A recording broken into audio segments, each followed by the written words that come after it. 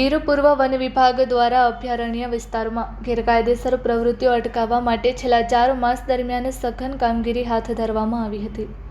One વિભાગ દ્વારા આપવામાં આવેલ માહિતી મુજબ અભયારણ્ય વિસ્તારમાં ગેરકાયદેસર પ્રવેશના 38 ગુના નોંધવામાં આવ્યા છે. સંબંધિત ગુનાઓમાં નિયમ અનુસાર કાર્યવાહી કરી અંદાજે 7,76,400નો દંડ કરવામાં આવ્યો છે.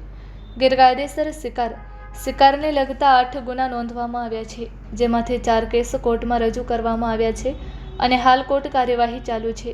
જ્યારે અન્ય 4 કેસમાં નિયમ અનુસાર 2,20,000નો દંડ વસૂલ કરવામાં આવ્યો છે. વન વિભાગની જરૂરી પરવાનગી તથા માન્ય ટ્રાન્ઝિટ પાસ વગર લાકડાની ગેરકાયદેસર હેરફેર કરનારાઓ સામે 16 ગુના નોંધી અંદાજે 3,03,000નો દંડ કરવામાં આવ્યો છે. અભયારણ્ય વિસ્તારમાં પ્લાસ્ટિક કચરો ફેંકતા કે અનામત વીડીમાં ગેરકાયદેસર ચરિયાણ કરાવતા ઇસમો સામે 17 ગુના નોંધી 32,500નો દંડ વસૂલવામાં આવ્યો છે.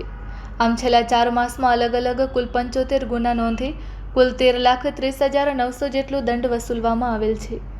ગીર પૂર્વ વન વિભાગ દ્વારા સ્પષ્ટ સંદેશ આપવામાં આવ્યો છે કે સિંહ કે અન્ય વન્ય પ્રાણીની પજવણી, ગેરકાયદેસર શિકાર તેમજ અભયારણ્યના પ્રતિબંધિત વિસ્તારમાં અનધિકૃત પ્રવેશ તેમજ વન સંપત્તિની ગેરકાયદેસર હેરફેર જેવી પ્રવૃત્તિઓ કોઈપણ સંજોગોમાં ચલાવી લેવામાં આવશે નહીં. Report by Sarfaraz Khokhar, Amreli.